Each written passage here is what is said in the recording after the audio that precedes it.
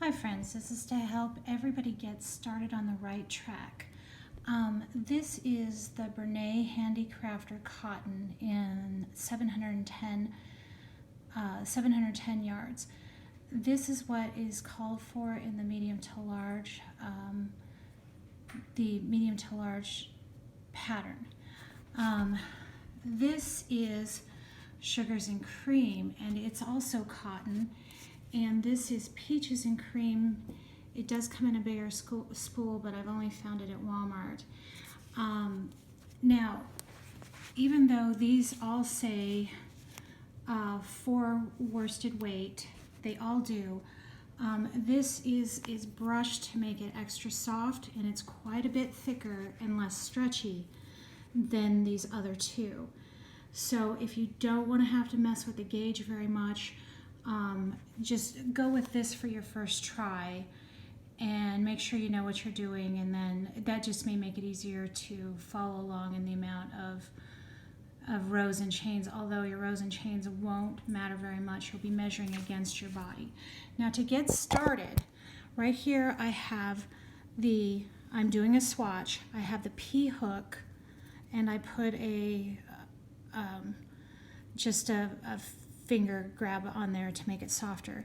Now if this gauge isn't working for you, here you just drop down to the 10.0 millimeter end hook. This is an 11.5. This is what I used on the pattern. I crochet loosely. It does seem too loose at first, but this is a heavy cotton, and so it'll be fine. Anyhow, for my swatch, I chained 11. Here's my skip a chain and turn, and I single crocheted in all the chains to the end. Okay, so this is what this looks like. This is where my starting point was, and I'm going to do the final crochet in, I'm left-handed, and final crochet, single crochet in this. Now, here's where I'm going to decrease. I'm going to turn it without chaining one. I'm going to skip this stitch and single crochet in this stitch. Now, some people have suggested combining them, doing a tog stitch to combine them. It doesn't really lay flat enough, so don't do it that way. It's easier to just not chain one and crochet in the second stitch from the hook, which would be the normal one you would crochet in anyhow. I'm going to single crochet all the way to the end, and that's going to begin my decrease, which will be the neckline for your first panel. Now when I say panel, I'm doing it just to divide it up in your head, not because you will be cutting your yarn at all. Now, when I get to this end, I'm just single crocheting. It is super easy. It just sounds harder than it is. It'll be the easiest thing you've ever done, and you'll size as you go. So the only measurement you're going to need to take, this is just a swatch, the only measurement you're going to take is the one from your shoulder to the top to just below your bone. Now, from now on in the bodice, only in the bodice, we're not counting any chains. They end up closing up on you, so that we're just ignoring them. And it won't matter because we'll be single crocheting over that. And so anyhow, here's my 10th stitch, and I'm going to put 2 single crochet in this 10th stitch. Oops, sorry. And then I have 2 single crochet in the 10th stitch. Then I'm going to chain 1, then I'm going to turn, and then I'm going to single crochet in the first stitch from the hook. Not the first chain, first stitch. We're ignoring our chains. And so, as you can see, this is the increase row. And as long as you just increase at the correct end of the row and decrease at the other end, you won't get mixed up. So let's look at this. This is the beginning of the decrease. You can kind of see it there. This is the beginning of the increase. I do have, if you count, I do have 10 stitches. So 1, 2, 3, 4, 5, 6, 7, 8, 9, 10. this looks a little odd, but it'll lay nice and flat to single crochet over. So I still have 10 stitches. At one time I didn't for a second, but it works out fine. And so I'm crocheting again to the other end. Just don't get mixed up which end is which. That's the only thing you'll end up with, not a parallelogram, which is what we're looking for, is kind of a diamond, elongated diamond shaped parallelogram.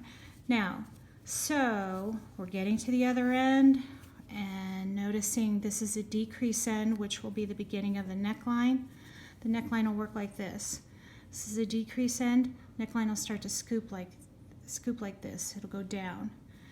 And you will see the pictures of those on the pattern of how the beginning one scoops down for the neck and then V's down at the bottom of the bodice. So the increase is at the bottom and the decrease is at the top. I'm left-handed, so we have to think of everything turned over, but it doesn't matter. You'll see that it won't matter. Now see, I'm ignoring anything here because that's where I turned without a chain stitch. I turned without chaining one, and that just drops the stitch in a flatter way because we want this flat. And here's where I'm decreasing again. So I'm really not doing anything but just not chaining one before I turn. First stitch, second stitch, crochet in the second stitch. And that just smoothly reduces one.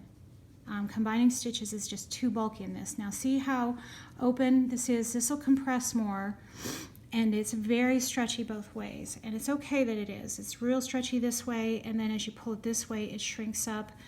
That's how you want the sweater, and it's super warm because it's all cotton. And it's really super heavy. You almost can't have it too light. And I'm a loose crocheter on top of it. This hook isn't the greatest, but the 10 hook just wasn't what I used on the sweater. And since that was what the pattern calls for. Now, after we do, don't be afraid, but after we do the bodice, we're going to be switching hooks, and you'll be a lot happier to work with that hook. And so now, again, you see, it's easy to tell you're at your increase end. And you just remember, we're ignoring our chain.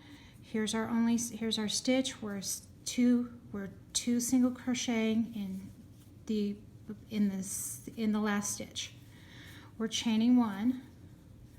We're turning, and we're single crocheting in the first stitch from the hook, not the first chain, first stitch.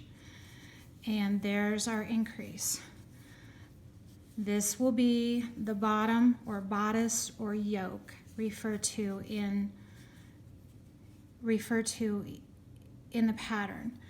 Again, look at this side decreases, so this will be the neckline. Now our first piece is just going to be like this. You're going to measure, you're going to count see how many chains you need. When you figure out how many chains you need, you're going to keep adding rows, because we're going to keep adding this way. You're going to keep adding rows until it fits the first half of your torso. You're building across your torso vertically. And so you really only have to have that beginning measurement, and the rest you're going to lay on your body and see if that's the right size, and then you're going to stop and crochet a mirror of the other side to make it begin to go up this way. I'll add another one soon. Thank you guys.